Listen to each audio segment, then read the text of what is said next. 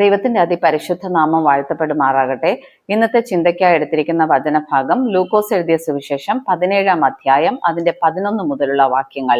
ഈ ഭാഗം വായിക്കുമ്പോൾ യേശു യെരുശലേമിലേക്ക് പോകുകയിൽ ശമര്യയ്ക്കും ഗലീലയ്ക്കും നടുവിൽ കൂടി കടക്കുമ്പോൾ ഒരു ഗ്രാമത്തിൽ ചെല്ലുന്നു.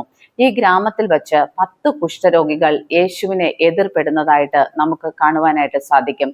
ഈ കുഷ്ഠരോഗികൾ യേശുവിനെ നോക്കി നിലവിളിക്കുകയാണ്, യേശു നായക, ഞങ്ങളോട് കരുണയുണ്ടാകണമേ. ഈ ഭാഗം വായിക്കുമ്പോൾ നമുക്ക് ശ്രദ്ധിക്കാനായിട്ട് സാധിക്കുന്ന ഒരു കാര്യം, ഈ കുഷ്ഠരോഗികൾ അകലെ നിന്നുകൊണ്ടാണ് യേശുവിനെ നോക്കി നിലവിളിക്കുന്നത്. എന്തുകൊണ്ടാണ് ഇവർ അകലെ നിന്നുകൊണ്ട് യേശുവിനെ നോക്കി നിലവിളിക്കുന്നത്? നമുക്കറിയാം, ആ കാലത്ത് കുഷ്ഠരോഗികളെ അശുദ്ധരായി, ശുദ്ധിയില്ലാത്തവരായി കരുതിയിരുന്നു. അവർക്ക് ശുദ്ധിയുള്ള മനുഷ്യരുടെ അടുത്ത് വരുവാനായിട്ട് അനുവാദം ഉണ്ടായിരുന്നില്ല. അതുകൊണ്ടാണ് അവർ അകലെ നിന്നുകൊണ്ട് യേശുവിനോട് സൗഖ്യത്തിനായിട്ട് യാചിക്കുന്നത്. നമ്മുടെ ജീവിതത്തിലും പലപ്പോഴും നമുക്ക് യേശുവിനോട് അടുത്തു വരുവാനായിട്ട് കഴിയാത്തത് നമ്മുടെ ജീവിതത്തില്, വിശ്വാസ ജീവിതത്തിൽ വിശുദ്ധി നഷ്ടപ്പെടുന്നത് കൊണ്ടാണ്. ഓരോ വിശ്വാസിയും വിശുദ്ധിയുള്ള ഒരു ക്രിസ്തീയ ജീവിതം നയിച്ചാൽ മാത്രമേ അവർക്ക് യേശുവിനോട് അടുത്തു വരുവാനും യേശുവിന്റെ മാറോട് ചാരി ഇരിപ്പാനും യേശു പറയുന്നത് കേൾക്കുവാനും ഒക്കെ സാധിക്കുകയുള്ളൂ. ഇവിടെ അകലെ നിന്ന് ഈ കുഷ്ഠരോഗികൾ യേശുവിനെ നോക്കി നിലവിളിക്കുമ്പോൾ യേശു തിരിഞ്ഞ് അവരോട് പറയുകയാണ്, നിങ്ങൾ പോയി പുരോഹിതന്മാർക്ക് നിങ്ങളെ തന്നെ കാണിപ്പിൻ.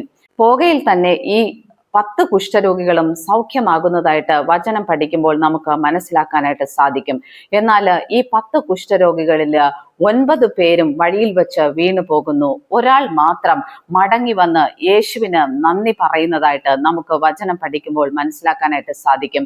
നമ്മുടെ ക്രിസ്തീയ ജീവിതത്തിലും നമ്മൾ ശ്രദ്ധിക്കേണ്ട ഒരു കാര്യമാണ്, യേശു കർത്താവിൽ നിന്ന് പലതരം നന്മകൾ, സൗഖ്യങ്ങൾ, ഭൗതികവും ആത്മീകവുമായിട്ടുള്ള നന്മകൾ പ്രാപിച്ച് നമ്മൾ മുന്നോട്ട് നടന്നു പോകുമ്പോൾ വഴിയിൽ വെച്ച് പലപ്പോഴും നമ്മൾ യേശു കർത്താവിനെ മറന്നു പോകുന്നു. നമുക്ക് ഈ സൗഭാഗ്യങ്ങൾ തന്ന ദൈവത്തെ നമ്മൾ മറന്നു പോകുകയും നമുക്ക് ലഭിച്ച സൗഭാഗ്യങ്ങളിൽ നമ്മുടെ ശ്രദ്ധ വീഴുകയും ചെയ്യും. നമ്മൾക്ക് ലഭിച്ച സൗഖ്യം, അല്ലെങ്കിൽ നമുക്ക് ലഭിച്ച സമ്പത്ത്, അല്ലെങ്കിൽ നമുക്ക് ലഭിച്ച ആത്മീക വർധന, ഇതിലേക്ക് നമ്മുടെ ശ്രദ്ധ മാറും. ഇതൊക്കെ നമുക്ക് തന്ന ദൈവത്തെ നമ്മൾ മറന്നു പോകും. ഇവിടെ 10 കുഷ്ഠരോഗികൾ സൗഖ്യമാക്കുന്നു. അതിൽ 9 പേരും മടങ്ങി വന്ന് കർത്താവിനെ കാണുന്നതിൽ വീഴ്ച വരുന്നു. അവരെ വഴിയിൽ വെച്ച് നശിച്ചു പോകുന്നു. എന്നാൽ ഒരുത്തൻ മാത്രം ശുദ്ധിയുള്ളവനായി മടങ്ങി വന്ന് യേശു കർത്താവിന് നന്ദി കരയേറ്റുന്നതായിട്ട് നമുക്ക് കാണുവാനായിട്ട് സാധിക്കാം. അതിനാൽ നമ്മുടെ ആത്മീക ജീവിതത്തെ, വിശ്വാസ ജീവിതത്തെ ഒന്ന് ശോധന ചെയ്യാം.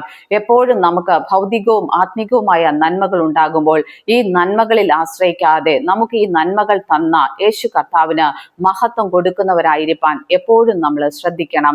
അതിനായിട്ട് ദൈവത്തിന്റെ പരിശുദ്ധാത്മാവ് നമ്മെ ഏവരെയും സഹായിക്കട്ടെ എന്ന് പ്രാർത്ഥിക്കുന്നു. ദൈവം നമ്മെ ഏവരെയും അനുഗ്രഹിക്കുമാറാകട്ടെ. ആമേൻ.